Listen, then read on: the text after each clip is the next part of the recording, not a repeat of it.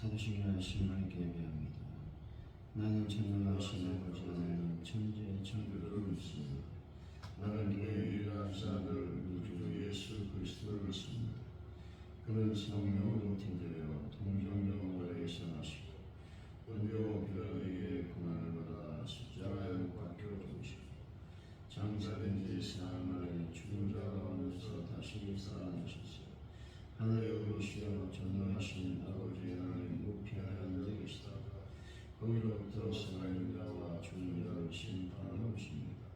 나는 성령을 믿으며 거룩한 공교회와 성도의 교회와 죄를 용서받는 것과 몸의 평화와 영생을 믿습니다.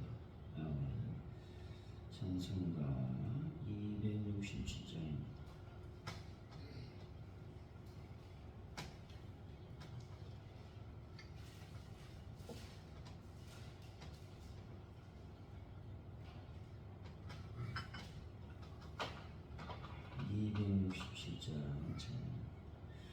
주의 확실한 약속에 말씀 듣고 주만 믿으면 구원을 얻으리라. 할렐루야 할렐루야 내가 예수를 믿어 그의 은혜시 피로 내 죄 씻었네. 할렐루야 할렐루야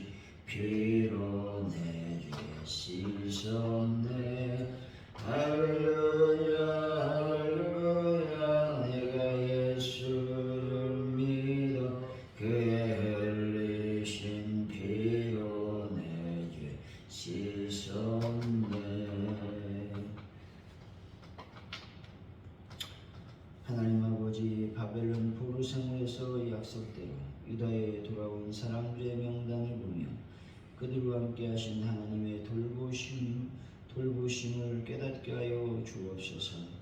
죄로 인해 멸망할 수밖에 없었던 저희들을 구원하셔서 하나님 백성 삼아주신 은혜가 얼마나 큰지 깨닫게 하여 주옵소서. 저희들을 온전히 회복시켜 주옵소서. 오늘 하루를 주님께 맡겨드립니다. 하루 일정을 주님께 맡겨드리오니 저희들의 삶을 주님께서 인도하여 주실 줄로 믿습니다.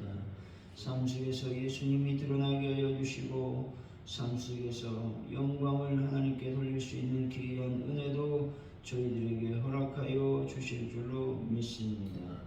우리 대한민국을 붙잡아 주실 줄로 믿습니다. 하나님, 여러 가지 대치 국면, 갈등 국면이 있사오니 이 모든 것이 하나님의 은혜 가운데서 잘 풀어지게 하시고 특별히 의로 대하는 이 모든 문제를 해결하여 주실 줄로 믿습니다. 북한 땅에 온전히 하나님의 복음이 증거되게 하시고 세계적인 평화를 하나님 더하여 주시기를 원합니다. 그래서 전쟁이 완전히 끝날 수 있도록 역사하여 주옵소서. 아버지, 시간 간절히 기도할 때에 하나님 가족 오늘의 교회를 주님 불쌍히 여기시고 하나님의 은혜와 또 말씀과 성령이 충만해서 놀라운 부흥을 경험할 수 있는 교회로 역사하여 주실 줄로 믿습니다. 하나님 아버지, 간절히 기도합니다. 우리가 전도할 때에 놀라운 열매를 맺기를 원합니다. 결실의 역사가 일어나기를 원합니다. 이적의 역사를 경험할 수 있는 저희들의 삶이 되게 하여 주옵소서. 하나님의 놀라운 복음의 역사가 아버지 하나님이여 교회 위에 충만히 임하게 하여 주옵소서. 베란다 문제를 완벽하게 해결하여 주실 줄로 믿습니다. 영광을 받아 주옵소서. 이 시간 아버지 앞에 간절히 기도합니다. 하나님 함께 하시고 도우셔서 역사하여 주셔서 특별히 아픈 분들을 예수의 볼로 깨끗하게 어루만지시고 치료하여 주옵소서. 회복시켜 주옵소서. 떠나버려 우리가 죄를 잘 준비하는 자들이 되기를 원합니다. 하나님, 귀한 하나님의 날을 우리가 참으로 잘 준비해서 은혜 받는 귀한 시간이 되기를 원합니다. 하나님의 은총을 더하여 주실 줄을 믿습니다. 또 아버지 하나님, 이번 주일 지나고 우리가 또 명절을 맞이합니다. 하나님, 또 오고 가는 발걸음이 있을 때에 안전하게 보호하여 주시고 주님의 인도하심으로 온전하게 영광을 돌릴 수 있도록 역사하여 주실 줄로 믿습니다. 감사합니다. 예수님의 이름으로 기도하옵나이다. 아멘.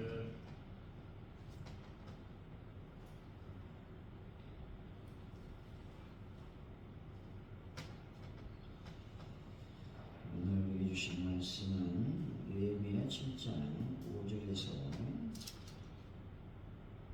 60절까지 말씀입니다.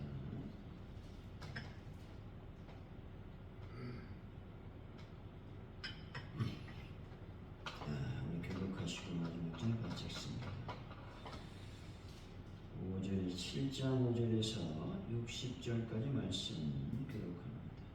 내 하나님이 네 마음을 감동하사 귀족들과 민정들과 백성을 모아 그 계보대로 등록하게 하시고 내가 처음으로 들어온 자의 계보를 얻었는데 거기에 기록된 것을 보면 이쪽에 여호와를 왕 느부갓네살에게 사로잡혀갔던 자들 중에서 노임을 받고 예루살렘과 유다에 돌아와 각기 자기들의 성읍에 있는 자들 곧 스룹바벨과 예수아와 느헤미야와 아사랴와 라마와 나하미나와 모르드게와 필선과 미스베렉과 미그역과 느음과 바하나와 함께 나온 이스라엘 백성의 명수가 이러하니라.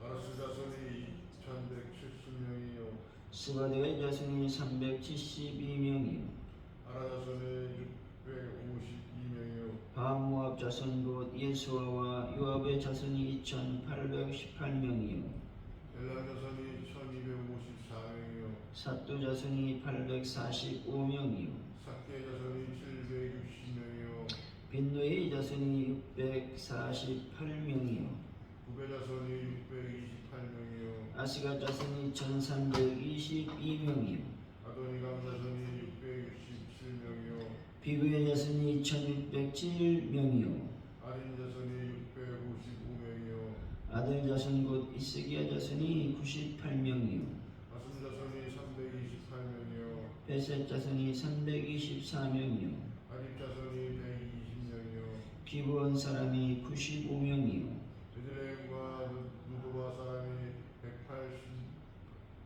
188명이요 아나돗 사람이 128명이요 베다스메아의 사람이 42명이요 기랏 여림과 크비라와 부에도 사람이 743명이요 라마와 디바 사람이 621명이요 빅마스 사람이 122명이요 베델과 아이 사람이 123명이요 기타 로고 사람이 52명이요 기타 일람 자손이 1254명이요 하림 자손이 320명이요 여리고 자손이 345명이요 로드와 하뎃과 오노 자손이 721명이요 스나 자손이 3930명이요 제사장들은 예수와의 집 여디엘 자손이 973명이요 인멜 자손이 1052명이요 핫솔 자손이 1247명이요 하림 자손이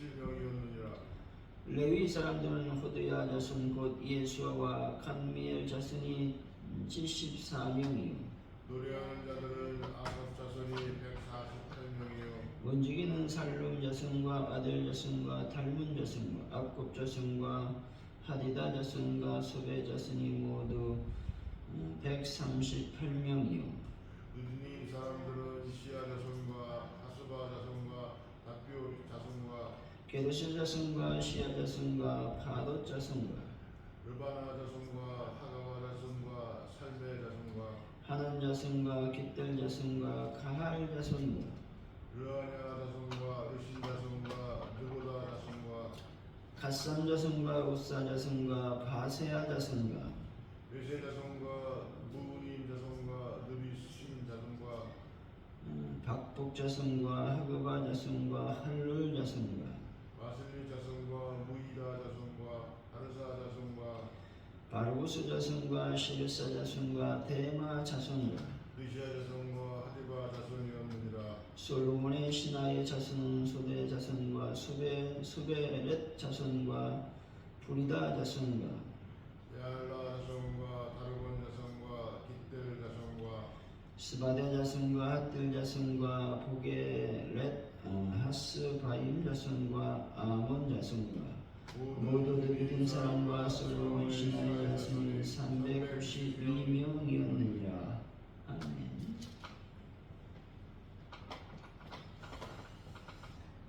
오늘의 말씀은 느헤미야가 하나님의 감동을 받아 귀족들과 민장들과 백성을 모아 계보대로 등록했다는 것이죠. 처음 돌아온 자들의 계보에는 바벨론 왕 느부갓네살에게 사로잡혀갔다 노임을 받아 예루살렘과 유다에 돌아온 백성, 제사장 느디딤 사람 솔로몬 신하 자손 등의 명수가 기록되어 있습니다. 5절이죠. 시작. 내 하나님이 내 마음을 감동하사 귀족들과 민장들과 백성을 모아 그 계보대로 등록하게 하심으로 내가 처음으로 돌아온 자의 예보를 얻었는데 거기에 기록된 것을 보면 건전한 이스라엘 자손들에 대한 인구 조사를 하도록 하나님께서 느헤미야의 마음을 움직이셨다는 것이죠. 이는 물론 중건된 예루살렘에 거주할 사람들을 선발하고 국토의 효율적 이용을 위하여 백성들을 재배치하기 위한 것이었습니다. 여기서 중요한 것은 느헤미야의 인구조사가 자신이 세운 계획을 이루기 위하여 실시한 것이 아니라는 겁니다. 느헤미야 인구조사는 전적으로 하나님의 감동에 따라서 실시했다는 겁니다. 다윗도 역시 인구조사를 했지만 그것은 하나님의 지시가 아니라 자신이 하고 싶어서 했다라는 겁니다. 여기서 우리는 신앙생활은 자신이 하고 싶은 대로 하는 것이 아니라는 것이죠. 오직 하나님의 뜻과 하나님의 감동에 따라 하는 것이 신앙생활이라고 하는 겁니다. 여러분, 내 뜻대로 신앙생활 하지 마시고 오직 하나님의 뜻대로 신앙생활 하시기를 바랍니다. 6절이죠.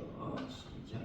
이쪽에 바벨론 왕 느부갓네살에게 사로잡혀갔던 자들 중에서 노임을 받고 예루살렘과 유다에 돌아와 각기 자기들의 성읍에 이른 자들 곧 제1차 포로 귀환자들을 소개하고 있습니다. 이는 제1차 포로 귀환의 영도자였던 스룹바벨에 의해서 조사된 것이었습니다. 이것은 느헤미야가 하나님의 감동을 받아 인구조사를 실시할 때 그 기록된 것을 발견하여 여기에 다시 소개한 것입니다. 당시의 인구 제1차 포로귀환 이후에 2차, 3차 포로귀환으로 다소 변화는 있었겠지만 그리 큰 변화는 없었다는 것입니다. 그리고 2차, 3차 포로귀환자는 그 수가 매우 적었고 또 그들 대부분은 예루살렘에 거주하였으므로 굳이 그들을 조사할 필요는 없었습니다. 문제는 제1차로 귀환하여 유다 땅 곳곳에 흩어져 사는 사람들을 파악하는 것이었습니다. 그리고 스룹바벨에 기록하여둔 제1차 귀환자들의 명단은 인구의 변화가 거의 없었던 상황에서 이 일에 매우 유용했다는 것이죠. 이렇게 적은 사람들만이 귀환한 것은 포로되었던 자들이 고레스의 포로귀환 칙령을 듣지 못했다거나 고레스가 포로 중 일부만 귀환하도록 허락하였기 때문이 아니라는 겁니다. 귀환하지 않은 것은 정착한 곳에서 다시 불완전한 생활을 하기를 원치 않았기 때문에 그렇다는 것이죠. 다시 말해 포로 생활에서는 거의 200년 가까이 150년에서 200년 가까이 안정된 삶을 그들이 살고 있었다는 겁니다. 그런데 이것을 버려야 되죠. 황만국으로 돌아가야 되는 겁니다. 결코 쉬운 일이 아니었다는 것이죠. 마찬가지로 성도들은 하나님 나라에 들어가기 위해서 세상의 유익을 포기해야 된다는 것이죠. 또한 하나님 나라 완성되기까지 우리가 감당해야 될 모든 고난을 각오해야 된다는 겁니다. 여러분, 하나님 나라를 위해서 여러분들의 편안함과 이기심, 고집과 아집, 자아와 옛 습관을 버리시기를 바랍니다. 7절이죠. 시작. 스룹바벨과 이스라엘, 느헤미야와 아사랴와 라마와 나하마니와 모르드게와 빌산과 미스레렉과 비그에와 느훔과 바나와 함께 나온 이스라엘 백성의 명수가 이러하니라. 제1차 포로귀환자 중에 지도자급 인사들에 대해서 말씀하고 있습니다. 이들은 가장 먼저 귀환을 작정하였기 때문에 다른 백성들에게 큰 영향을 끼치는 사람들이었습니다. 그리고 성전재건 일에 앞장서서 수고한 지도자리였다는 것이죠. 그런데 이들은 페르시아 제국에서 나름대로 잘 정착하여 살고 있었던 사람들이라는 겁니다. 수룹바벨 역시 유다의 왕족으로 페르시아에서도 남부럽지 않게 살고 있었을 겁니다. 그럼에도 그는 가장 먼저 귀환하여 성전을 재건하는 일에 수고를 아끼지 않았다는 것이죠. 포로가 귀환하는 일이 인간적 측면에서 보면 좋은 일만은 아니었다는 것이죠. 왜냐하면 안정된 삶을 포기하고 새로운 삶을 구축해야만 되었기 때문에 그렇습니다. 어찌 보면 귀환은 고난을 감당해야 되는 일이었다는 것이죠. 따라서 스룹바벨과 귀환자들은 명예와 재산과 세상적인 권력을 사도 바울처럼 배설물로 여기고 하나님의 나라를 위해서 헌신했던 인물들이었다 하는 것이죠. 8절에서 11절입니다. 시작.